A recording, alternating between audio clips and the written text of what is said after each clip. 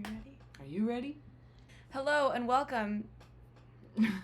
Hello and welcome to the official hostile takeover of It's Just Finance. My name is Shea, and I'm sitting in the chair that Kaylee is normally sitting in. And the reason for that is because Kaylee had the brilliant idea to have me take you all through my budget, which I do not do through YNAB, just as a way to really nail home the inferiority of my system of budgeting. That's not what it's for at all. No, I'm kidding. It's just a different way to do it, and it works for you. It is a different way to do it, and it does work for me. When we combine finances, I will probably stop using this budget because Kaylee does such a good job with the YNAB, and so... You're not even going to use it for your fun money or anything? I don't know. I don't think I'll need a whole spreadsheet for my fun money budget. You're not crazy like me. And one of the reasons actually that I use this is because I am... What's the descriptor that you would use for... I am very diligent about the way that I spend money. So just for a little bit of background, I am a professional actor, and I also have a day job that is part-time that I hold down. And so the income that I work with changes a little bit from month to month. So I am going to walk you through what this month looks like right now. This is my monthly budget.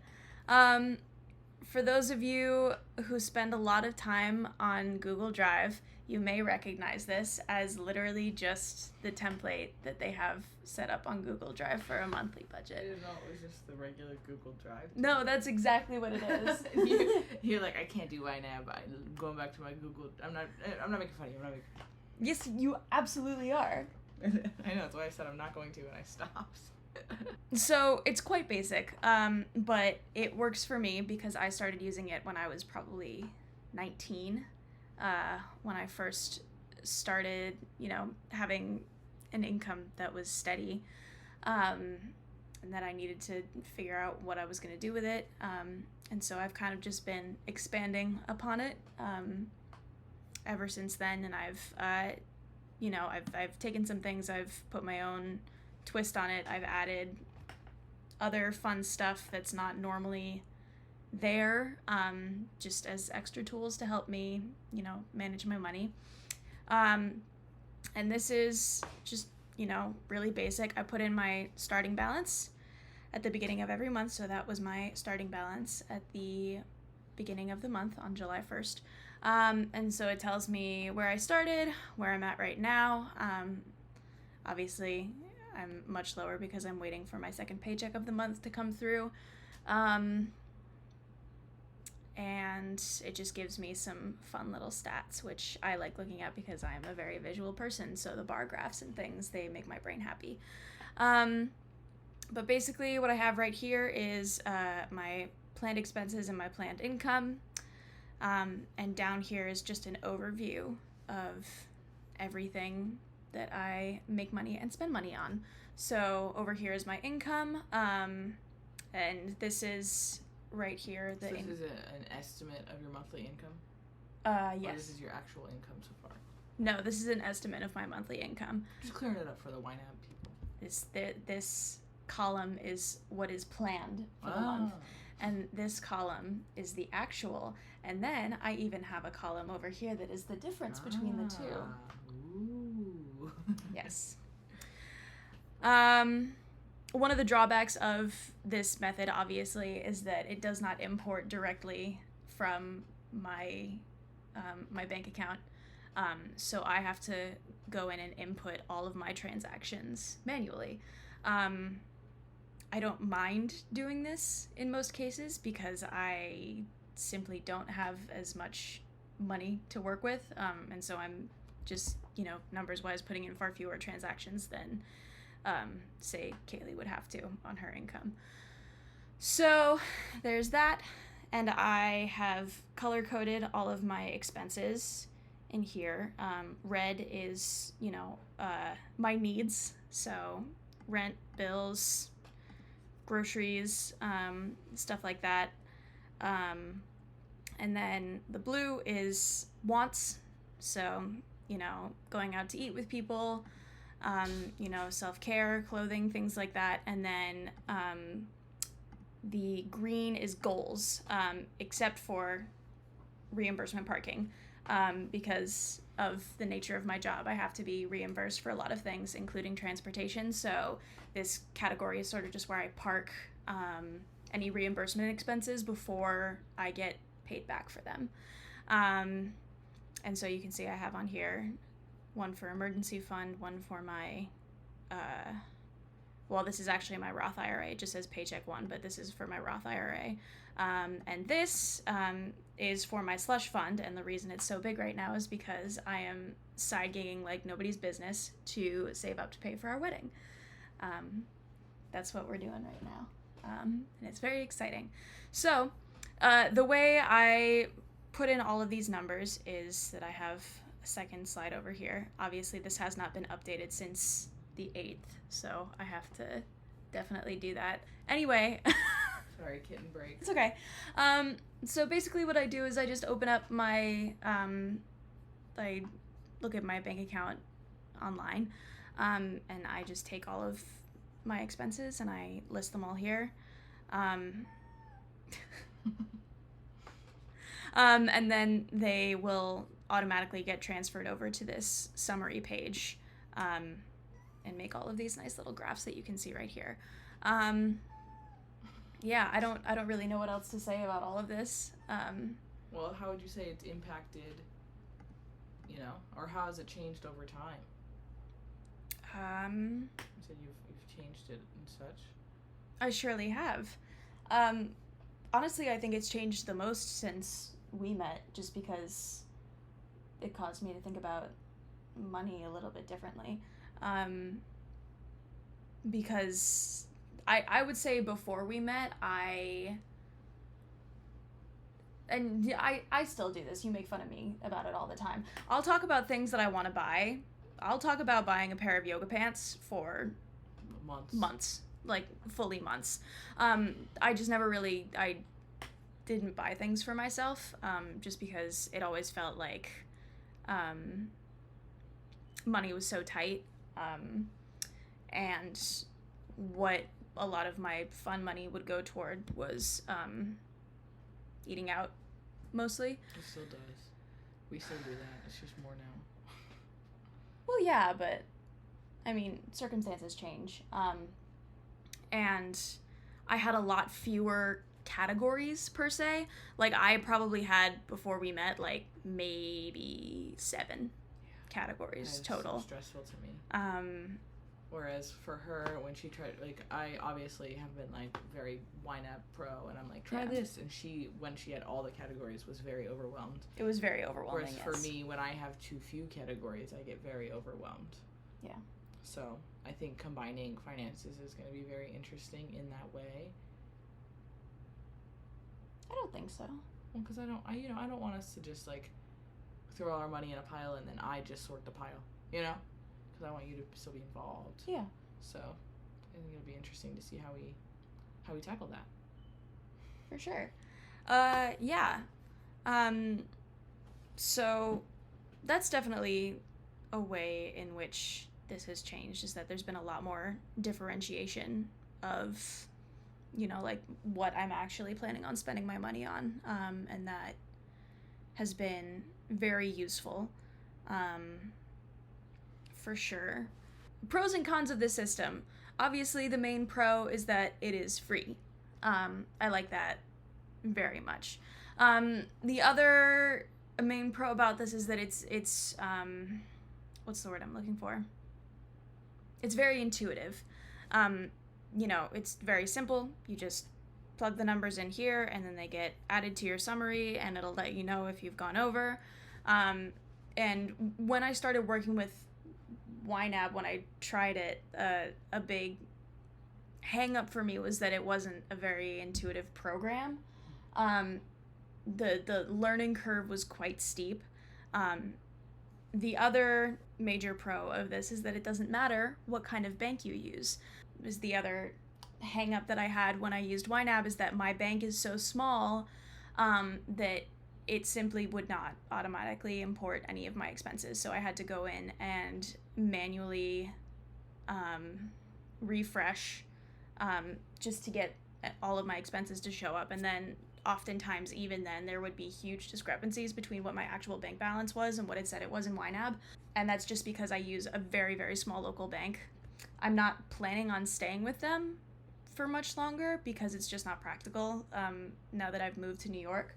But obviously, I very much enjoyed having a very small local bank that wasn't tied up in, big oil or anything like that before I moved. But now that I don't have access to that bank because they're all in my hometown, it's become a lot more of a clunky system with all of the ATM surcharges that I have to pay and stuff like that. It's become a challenge. Yeah, for sure. So I'm probably going to switch banks when we combine finances, for sure. And then I've added a bunch of other stuff to this to kind of personalize it for myself. So one of the big things that was frustrating to me about this was that when I wanted to start a new month, I would clear all of this information and then it would simply be gone. So I added a whole other spreadsheet where I put all of my summaries essentially for past months. So do you manually do this every month? Like at the end of every month? Yeah. Wow. Yeah. Yeah, so as you can see, I keep track of, it's just, all of the same stuff that's on this summary right here, but I put it in. And I have it calculate my net spending, which as you can see it's not been great. It's not been great, and that's because things have been a little bit slow on the acting side for a couple months now, which is fine. People have slow months, and the way that I personally tackle that as an artist is that I have a very, very big, I call it my slush fund, but it's a very, very big and very accessible savings account that I just put everything in that's extra anytime I'm making extra money, so that when I have these slow months and I'm spending a little bit more than I'm earning, I have a nice big slush fund to pull from. And that slush fund is separate from your emergency fund. Yeah, totally separate from my emergency fund. For a while I had a fully funded emergency fund, but I had to drain most of it to repay my student loans. And when you say drain most of it, how much emergency fund do you have left? $3,000. $3,000. She didn't drain it. She's fine. As you can tell, she's very aware and very risk averse when it comes to finances. Yes, I would say that's the main descriptor, is I am risk averse. So she's got that full slush fund for, in high months where she's acting and performing a lot, she shoves probably half her income into that fund. So that way when we hit the slower months, it offsets the spending. Yeah. And then so that my emergency savings is only for true emergencies. Like if there was a big medical expense to come out, or if, all of a sudden we got evicted for no reason and had to move, or whatever the case may be. Not that she thinks about it a lot at all. So this is a spreadsheet that I add for myself, and this budget up here at the top is where I sort of take a look at how things could be adjusted in coming months to, address whatever spending has happened. And this over here, I don't have sinking funds right now. I would like to start having sinking funds. But this is the first step towards that, is that anytime there's a non-monthly expense that comes up, weirdly enough, this is the one thing that I never kept track of, my non-monthly expenses. So anytime there's a non-monthly expense that comes up, I put it under the month where the charge happens, so that I can work towards establishing some kind of sinking funds for all of these things. So as you can see, I've got my audition website subscriptions. So we've got Backstage and Actors Access. I've got charges for my website, and that's both for the domain and the program that I use to keep my website up and running. Taxes, obviously, because taxes for actors are wacky. Always wacky. They're never not wacky. So that's always going to be just a ball to take care of. Anyway, this is one of the spreadsheets that I've made for myself. Another thing that I've made for myself, Since meeting Kaylee is I have actually started going on vacations because the two of us, our incomes combined, can actually afford to go on vacations. So I've been making vacation expense, and it's just very basic, but you've seen all of this. And this is... And if you haven't, there's a video on it. Yes. On this channel. And we're going to link it right now. Anyway, so this is where I put all of my vacation expenses just to sort of help with planning in the future. And then I have my net worth spreadsheet, which I fill in at the top of every month as well. So these are all of my bank accounts and my student loans, which are now at 0, thank goodness. But that's basically, it's just a huge overview. And a goal of mine, I would say it's a stretch goal at this point, considering how many areas that I'm trying to save up for, but I would love to get my net worth to $10,000 by the end of this year. I think that's very possible. Yeah, so this is another spreadsheet that I made for myself, essentially. And that's my budget. I like messing around with numbers in a way that is not always possible on YNAB, because on YNAB, no matter what, you're basically just dealing with real numbers. And so with these, it kind of allows me to look at like pie in the sky type numbers if I want to, or like absolute worst case scenario numbers if I want to, and sort of just mess around with different possible scenarios. And I like this.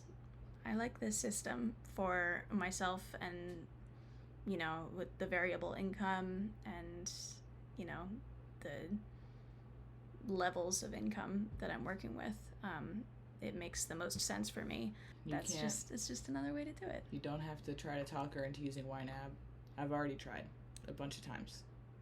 I don't like it when it yells at me. It's not yelling at you. Orange and yellow are not bad. Yes, they are. That's the other thing, is that if YNAB tells me that something is underfunded, it makes me feel like I've done something wrong. It's an authority thing, I think. I hate it. I can't stand it. The yellow is like, unless everything is green, I'm like absolutely losing it. I've tried so many times. Yeah. You all know how many conversations I've had is filming videos like, yellow is not bad, it just means you're not there yet, and she just like cannot conceptualize it. Cannot handle it. So don't try to convince her, but if you have any comments or questions, drop them below. I will read them to her. I read her most of the comments on all the other videos anyway, so this time she'll actually be involved and engaged. Yes. She won't just be like, stop. Thank you for requesting this video. That was kind of cool, and I hope this was informative or useful or at least entertaining in some way, and I hope you all have a great week.